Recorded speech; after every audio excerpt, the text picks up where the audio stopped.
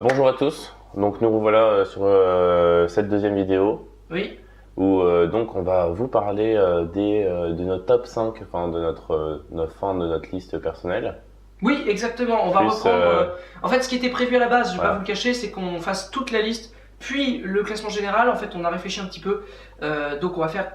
Voilà, dans cette vidéo, on va parler du top 5 de nos meilleurs entraîneurs. Puis ensuite, on va partir directement sur la liste du classement Qui en général. émane, ce qui émane de notre classement pour faire un classement à tous les deux, on va dire, de nos meilleurs coachs dans le monde du football aujourd'hui. Des coachs qu'on aimerait avoir si jamais on était président d'un club évidemment richissime pour pouvoir se permettre de payer le salaire du coach et en plus donc de se payer le coach.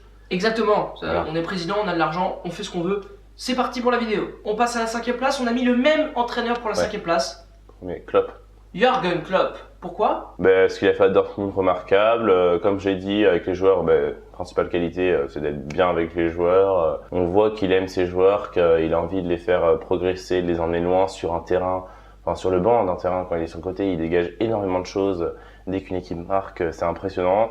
Et ce qu'il fait à Liverpool, c'est moins bien en fin de saison là. Enfin, en tout cas là, dans cette période. En 2017, c'est plus compliqué, ouais. Ouais, mais je trouve que j'espère et je pense qu'il peut faire gagner un titre à Liverpool Ouais. d'ici. Et c'est un entraîneur qui s'inscrit sur la durée. Et puis aussi, il faut pas l'oublier, il fait rêver les supporters. Et en tant que Ouais. président de club, c'est un peu important de faire rêver les supporters. Donc Klopp, tu es cinquième, c'est normal. Quatrième place, ça va être de plus en plus proche au niveau des gros entraîneurs. Moi, j'ai mis Zidane.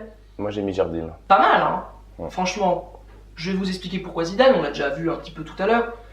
Zidane, grand entraîneur au Real. Il a fait gagner la Ligue des Champions 6 mois après son arrivée. Comment dire, remarquable. Il va faire gagner le Real cette année en Liga, sauf catastrophe. Sauf si les joueurs jouent mal. Hein.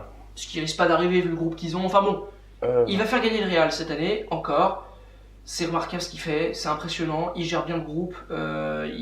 Ça aurait pu très mal se passer, ça se passe très bien. C'est remarquable, j'aurais dû le mettre à la première place. Sauf que le problème, c'est qu'il n'est qu'au Real, qu'il n'a pas fait autre chose. Ouais. C'est la différence avec d'autres grands coachs que j'ai mis devant, c'est qu'il n'a fait que ça, et c'est un peu le problème. Donc quand il sera aussi fort dans un autre club, là, respect. Et Jardim, parce que ce qu'il fait avec Monaco, c'est remarquable cette année. Et rien que pour ça, j'ai envie d'avoir un coach comme ça dans une équipe. Je respecte énormément ce qu'il fait. Quand on voit tous ces joueurs, tous ces entraîneurs avant comme Guardiola, Ancelotti, etc. Moi, j'ai envie de nouveaux entraîneurs qui peuvent s'inscrire, qui nous montrent de quoi ils sont capables avec des effectifs. Parce qu'on le voit, hein, tous ces entraîneurs que j'ai cités avant, Guardiola, Ancelotti, etc. Ils arrivent dans des effectifs quand même où tu as déjà les meilleurs joueurs au monde.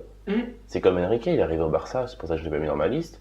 Il arrive au Barça, il a quand même Messi, Neymar, il recrute Suarez. Enfin, il a un effectif qui est énorme, qui est de qualité. Pléthorique, comme diraient les journalistes. Guardiola, même si on n'a qu'à dire cette année il fait une mauvaise saison parce qu'il arrive à City, que c'est pas encore.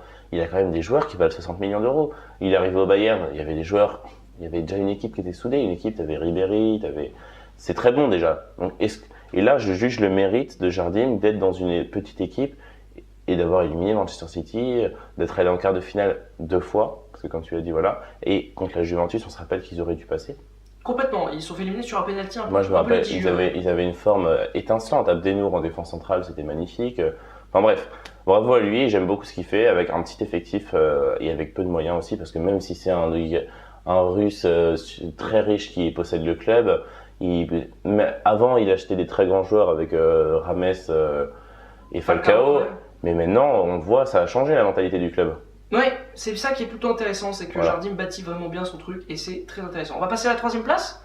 Qui tu as mis? Unai Emery. Ok, bah moi j'ai pas mis Emery du tout, moi j'ai mis Diego Simeone, el loco de cochoneros de loco. Pourquoi Simeone? Je vais l'expliquer assez vite. Regardez son parcours avec l'Atlético. C'est tout, en fait, c'est très rapide, vraiment remarquable ce qu'il fait avec des choix intelligents. Il a fait émerger des joueurs comme Griezmann.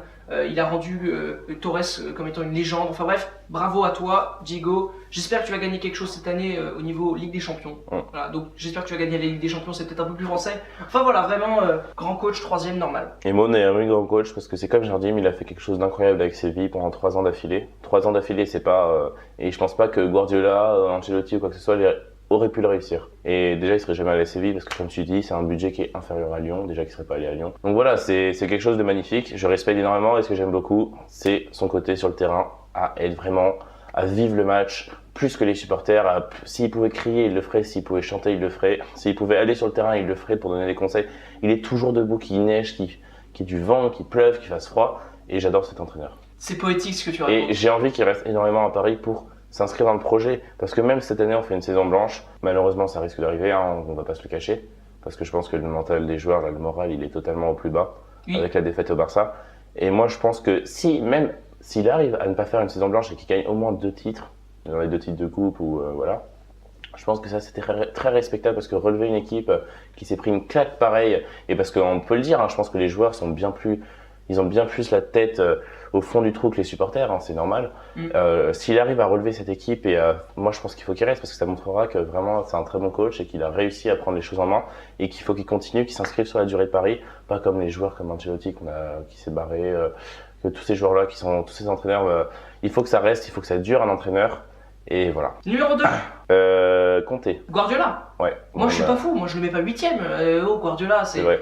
Mec, non, mais moi je te l'ai dit, moi j'ai besoin d'un style et tu vas voir mon top 3 là d'entraîneurs, ils sont à peu près tous pareils. Ils vivent le match à fond sur le terrain avec les joueurs, ils sont très bien et ils ont quand même, malgré tout, un palmarès qui est pas mal. À compter, ouais, c'est très bien. Oui, quand même Emery. Hein. Donc ils ont un palmarès qui est là. Ils sont jeunes dans le sens, ils arrivent pas dans des équipes forcément où il y a déjà où tout va bien. Hein. On l'a vu, hein, il arrive à Chelsea, ça allait mal compter. L'année dernière, ils ont fait une saison catastrophique. Il a su redresser. Il a carrément changé le schéma tactique de Chelsea pour en faire un truc qui est une machine à gagner. Tu l'as dit, il joue pas la Ligue des Champions, mais moi j'ai hâte de voir ce qu'ils feront l'année prochaine en Ligue des Champions aussi et en plus en Première Ligue. S'il la gagne 2 ans d'affilée, ça confirme ce que je pensais de Conte. Conte, je respecte énormément. J'aime beaucoup ce qu'il a fait. J'ai mis Guardiola pourquoi ? Parce que Guardiola, c'est un grand coach qu'il a réussi à faire quelque chose au Barça exceptionnel, qu'il a quasiment refait au Bayern.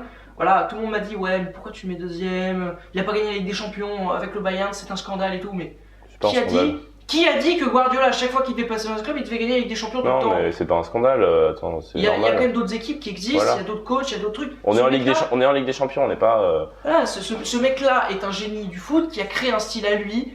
Il a créé quelque chose et c'est sûr que moi, ayant des budgets illimités. Si je peux prendre Guardiola, je le prends, voilà, évidemment. Parce que c'est là-haut, enfin pas tout à fait. Et il a quand même une très bonne qualité, ça j'aurais dû le mettre dans mes premiers, c'est qu'il est très humble. Oui. Et vis-à-vis des autres équipes, il sait, et ça c'est ce que j'aime beaucoup, contrairement à Mourinho qui est très méchant, tacleur et tout. À chaque fois quand il perd un match, c'est ouais, c'est la faute de machin, c'est la faute de... Là il est très humble, on l'a vu contre Monaco, même avant le match, il est respecté énormément. Et j'adore ça, je trouve que c'est une très bonne qualité. Enfin bon, moi c'est mon 2ème. Le numéro 1, moi je te le dis tout de suite parce que je pense que tout le monde sait déjà de qui je vais nommer, parce que c'est le seul que j'ai pas nommé dans ma liste. C'est évidemment Monsieur Carlo Ancelotti. J'aimerais savoir pourquoi. Et moi c'est Simeone. Et bah moi Carlo Ancelotti, pourquoi ? Parce que ce mec-là est probablement le plus grand entraîneur du monde en ce moment, parce qu'il a réussi à faire quelque chose au Real de magnifique. À Milan, c'était magnifique. Au PSG, tout le monde l'a tapé ce mec-là parce que Comboiré est parti en premier, lui il est arrivé, au final le PSG est arrivé 2ème. Qui a réussi à bâtir une équipe en 6 mois ? Personne. Personne n'est capable de bâtir une équipe en aussi peu de temps. L'année d'après, alors qu'il se faisait taper par tout le monde, le mec il arrive en quart de finale de Ligue des Champions, il joue le Barça, je vous rappelle que cette année le PSG face au Barça, ils ont quand même pris 6 au match retour, lui... Il fait 2 fois match nul et il ne se qualifie pas uniquement à cause du but à l'extérieur. Très bon match de Paris. Très bon match, ils ont été remarquables au Camp Nou, bref, enfin, c'est le meilleur entraîneur du monde pour moi, il n'y a aucun doute là-dessus. Il va faire gagner le Bayern, mais je vous assure, limite cette année, il va le faire gagner cette équipe, alors que tout le monde dit que c'est pas possible, que c'est pas terrible. Moi le premier, je dis que c'est pas génial le Bayern. Il va les faire gagner ces crétins, à tous les coups. C'est très fort ce qu'il fait, et puis voilà, faut arrêter, c'est le meilleur. Voilà, c'est le meilleur, je l'ai dit. Je t'aime Carlo.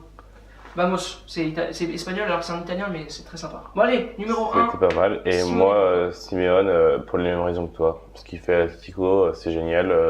Son parcours en Ligue des Champions, plus en Liga, c'est très beau. Donc j'espère qu'il fera plus et j'adore cet entraîneur. J'adore ce qu'il... Comme d'hab, hein, on l'a vu dans mon top 3, sur le terrain, ils vivent les matchs à fond. Et c'est quelque chose que j'aime beaucoup chez un entraîneur. Pas besoin d'avoir un entraîneur qui a un palmarès énorme, parce que c'est vrai qu'Ancelotti, j'avais oublié tout... Même Milan, tout ce qu'il a fait, c'est impressionnant, c'est magnifique. J'adore ce coach. Je les respecte tous d'ailleurs et je pense qu'ils mériteraient tous une première place dans ma liste. Ah oui, c'est ça, c'est pour ça que c'est compliqué. À la base, on voulait faire un top 10. Et voilà. Et donc moi, je me suis dit, j'ai envie de surprendre tout le monde avec ma liste et... Ah ça, c'est sûr que tu m'as surpris. Moi, le premier, hein, il m'a surpris. Et donc voilà. Nos listes sont faites. Voilà, j'espère que vous l'avez apprécié. Maintenant, le classement général, je vais vous le donner. Et tu vas me dire si tu es d'accord ou pas un peu avec ce classement. Vous le direz aussi dans les commentaires si vous trouvez que ce classement est plutôt intelligent et plutôt bien. C'est parti, le 18e entraîneur qu'on a classé, c'est donc Claudio Ranieri avec 1 point seulement. Bon, Moi, ça me choque pas trop, perso, qu'il soit là. C'est déjà même très bien qu'il soit dans un top Ça 18. force le déjà. respect. C'est déjà plutôt pas mal. Le numéro 17, j'ai un petit passement au cœur, c'est Marcelo Bielsa. Avec 4 petits points, qui est là. Il est là, hein. Il est là, On l'attendait au moins. El Loco. Je l'ai pas mis, j'avoue, mais je pensais le mettre quand même. Parce que moi, la seule chose qui me fait peur avec Marcelo Bielsa, c'est, comme on l'a dit dans la première vidéo, il tient pas la durée. Voilà, exactement. Et quand tu veux monter un vrai club avec des ambitions, il faut un coach qui puisse. Mais je pense qu'en même temps, Bielsa, il peut tenir la durée, ce qu'on n'a pas dit avant, parce que on l'a vu hein, quand il n'est pas resté à Marseille, c'est parce qu'il y a des problèmes dans le recrutement de joueurs, dans tout ça. Ouais, enfin, Alors que dans un club richissime, je pense qu'il peut tout avoir et peut-être que ça le pousserait à rester. Enfin bon, Bref, on va pas trop, on n'est pas là pour on va pas trop débattre redire, là-dessus. voilà. Le 16e qu'on a classé, il y a 3 entraîneurs qui étaient à égalité de points. Et donc on les a classés en fonction de certains critères, notamment de leur palmarès, mais aussi de l'avenir, s'ils avaient un avenir plutôt Radieux. bon, radieux. C'est pour ça que Mourinho est seulement 16e avec 5 points. Oui. On n'imagine pas forcément un grand avenir pour Mourinho, contrairement à Sampaoli qui est 15e avec également 5 points. Ouais, c'est vrai que Mourinho, il a tout gagné, il se fait vieux. Il y a des méthodes qui fonctionnent plus trop aujourd'hui quand on a des jeunes joueurs, etc.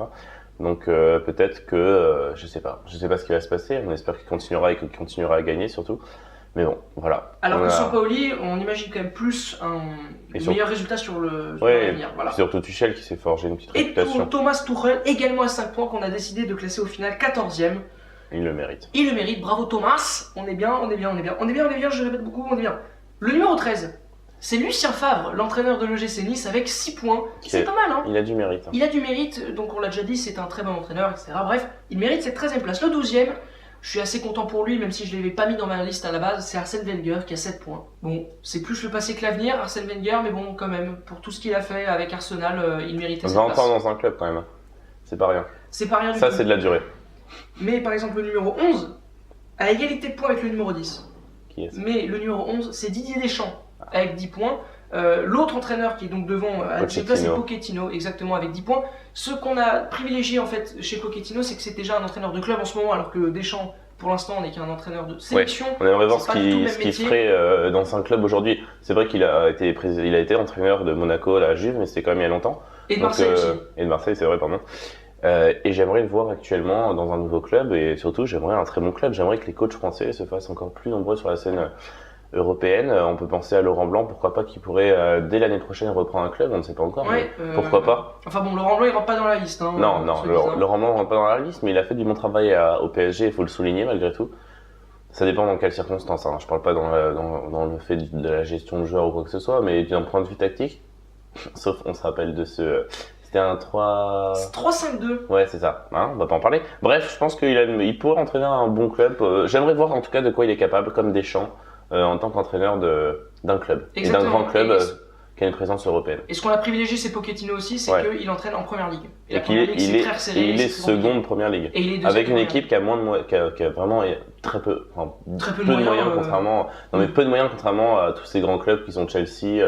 Non mais je parle même dans le United, City, et tout ça. Voilà. T'as raison. Non mais c'est même pas en fait peu de moyens parce que c'est vrai qu'on est en première ligue, mais plus dans le sens. On le voit hein, au niveau des transferts, etc. On voit City qui met à coût de 60 millions à tous les joueurs, alors que franchement, j'ai pas vu de grande arrivée du côté de Tottenham. On passe au numéro 9. C'est un Italien, Massimiliano Allegri, avec 13 points au total. Écoutez, c'est mérité. Ouais. Moi, je pense vraiment qu'il est bien dans ce top 10, vu le travail qu'il fait en ce moment avec la Juventus. On passe ensuite au numéro 8, qui est également à égalité avec le numéro 7, mais le numéro 8, c'est Leonardo Jardim, avec 17 points au total. Il était à égalité avec Zidane. Ouais, mais on a privilégié le palmarès. Et on a privilégié le palmarès récent de Zidane à la continuité de Jardim, qui n'a malheureusement pas vraiment gagné de titre. Donc, non pas qu'il n'ait pas fait un travail remarquable, hein, mais... Voilà. Il a fait un super travail avec Monaco, mais il n'est pas au Real Madrid. Et il n'est pas au Real, voilà. C'est compliqué. Vu que nous, on est dans un club avec beaucoup de moyens, on privilégie Zidane qui sait plutôt pas mal le gérer. En tout cas, c'est l'impression qu'il donne. Donc ça, c'était notre numéro 8 et notre numéro 7. On passe au numéro 6, avec encore une égalité. Entre deux entraîneurs, Jürgen Klopp est 6ème, tandis que Unai Emery est 5ème, tous les deux sont à 21 points. Alors, comment on a sacré choix, hein, comment on a choisi quand même. On se rappelle de cette finale de Ligue Europa l'année dernière. La saison précédente, effectivement, Liverpool affrontait Séville en Ligue Europa, et Séville, qui avait pourtant toute la pression lors de cette finale, l'a remporté face à Liverpool. En 3-0, je crois. Un score assez lourd, ouais. Je me souviens plus exactement du score, mais c'était assez lourd. Beau match de Séville, il méritait, donc c'est là où tactiquement Unai Emery était meilleur. En fait, c'est quasiment uniquement pour ça, parce qu'on a eu beaucoup de mal à les départager, mais voilà, on a vu ce match-là, on s'est dit, ok, Emery a bouffé Klopp ce soir-là, donc c'est normal qu'il soit devant. C'est normal qu'il soit départagé sur ce match-là surtout. Voilà, et ils ont en plus tous les deux un peu les mêmes difficultés dans leur club, dans leur nouveau club après Dortmund et Séville. Oui, il faut pas oublier que Klopp, il a quand même, ça fait quand même un an et demi qu'il y est, plus d'un an et demi qu'il est à Liverpool, alors que Unai Emery, ça fait moins d'un an. Donc, bah oui, ils ont encore le temps devant eux quand même. Ils ont encore le temps. Voilà. Le numéro 4, et c'est là où ça va choquer plusieurs personnes qui regardent ces vidéos, c'est Pep Guardiola, le 4ème avec 22 points seulement. Ah oui. Bah ouais, bah voilà, hein. Mais c'est pas non plus complètement déconnant. En fait, je trouve que notre classement, il est bien en fait, dans le sens où on a fait chacun 2 classements et comme vous l'avez compris, on en a tiré un seul. Et au final, il définit bien aujourd'hui le classement mondial, le classement européen des coachs aujourd'hui, je pense. Bah c'est plutôt pas mal. La forme. Sans le vouloir, on a fait. Guardiola est pas en grande forme à City, il a un peu de mal, mais en même temps c'est pas prévu. Enfin voilà. Mais globalement, cette place, je la trouve logique. Bon, par contre, moi, la 3ème place, j'ai un peu de mal à l'accepter, quand même. Mais bon, on va dire que c'est mérité. C'est Antonio Conte qui est 3ème avec 23 points. Devant Guardiola, moi, j'ai eu du mal à le comprendre. Mais en même temps, quand je vois la saison qu'il fait, il est en très grande forme, il fait quelque chose de remarquable avec Chelsea, donc ça peut se comprendre à la limite. Exactement. Mais très belle saison de Conte. Vraiment très belle saison. Donc là, vous savez... Il y a l'Euro aussi de Conte. Et il y a l'Euro de Conte, puis il y a eu la Juve, enfin bref. C'est un très grand entraîneur, il n'y a aucun souci là-dessus. Par contre, maintenant, il reste 2 noms. Diego Simeone et Carlo Ancelotti. Lequel est 2ème, lequel est 1er? Il n'y aura pas de nouvelle vidéo, vous inquiétez pas, on va la faire dans celle-là. Est-ce que tu peux annoncer avec fierté le premier, c'est Diego Simeone. Diego Simeone, voilà. 28 points, mais large devant en plus Ancelotti. Parce qu'Ancelotti t'as 24 points, c'est nul, c'est minable. Et oui, Simeone est devant. Alors on va expliquer pourquoi on a privilégié Simeone du coup à Ancelotti, ou plutôt pourquoi on a mis Ancelotti à cette place-là. Bah déjà nombre de points. Le nombre de points, ouais, c'est vrai que force est de constater que ça fonctionne en points, donc voilà, c'est logique, mais quand tu y réfléchis bien, c'est mérité. C'est assez bien, parce que sur le plan des résultats, Ancelotti est un peu devant, Diego Simeone, mais avec cette saison en tout cas. Cette saison et même les années précédentes, parce qu'Ancelotti il a gagné la Ligue des Champions une fois contre Simeone. Simeone a gagné la Liga alors que Ancelotti était au Real. C'est pas faux, mais il a gagné la Liga. Enfin bref, moi je pense quand même ça. Mais c'est pas les mêmes équipes et surtout pas les mêmes moyens. Voilà. Et ce qui fait le charme de Simeone, ce qui fait qu'il est là, c'est qu'il n'est pas dans une équipe ultra fortunée, il est dans une équipe avec moins de moyens. Quand même, hein. Voilà, mais c'est pas le Real Madrid c'est quand même pas le Real, c'est quand même pas le Barça, c'est pas le Bayern, c'est pas les équipes anglaises qui ont plus de moyens. C'est pas le PSG. C'est pas le PSG. Enfin, c'est vraiment pas pareil et il arrive à faire quelque chose de remarquable. Moi, cette année, je les vois aller en finale encore de Ligue des Champions alors qu'ils sont... Quand tu regardes leur effectif, bah, c'est moins bon. Et même tactiquement, il est très très bon, Simeone. Ouais, quand tu vois qu'il joue avec Gamero en pointe, avec tout le respect que j'ai pour Gamero, mais il était prévu qu'il aille aussi au Barça cet été. Je sais pas si tu en as entendu parler de ces rumeurs-là. Au Barça, il n'aurait pas joué une minute. Alors que là, l'Atlético, il joue beaucoup. Il est plutôt bon d'ailleurs, Gamero. Bon. Et ça montre quand même que c'est quand même un niveau et une équipe vraiment. Il a quand même tenté des coups tactiques, on se rappelle avec Saúl Ñíguez, etc. Exactement. Contre le Bayern. C'est vraiment. Non, c'est mérité. En fait, c'est mérité. Moi, je l'avais mis que 3ème dans ma liste. Moi, je l'avais mis 1er. Alors que c'est. Ouais, il dégage un truc. De Vasco qui fait qu'il est là. Il dégage quelque chose, il est très bon avec ses joueurs. Je pense que c'est un très bon coach. Et moi, en tant que supporter de Paris, en tout cas, j'aimerais qu'il vienne à Paris. Mais j'aimerais laisser sa chance aussi à Emery, donc ce serait bien qu'il vienne dans 2-3 ans. Quoi. Bah voilà, après Emery. Il faudrait un après Emery, et je pense qu'il pourrait le prendre, ou compter même, enfin bref. Je crois qu'on peut terminer la vidéo là-dessus. Allez, on peut la terminer. Merci beaucoup d'avoir regardé. À bientôt. Sur la chaîne. Et sur la chaîne Foot News. Et sur la chaîne Foot News. Voilà, c'est parfait. C'est parfait, au revoir. Bonne journée.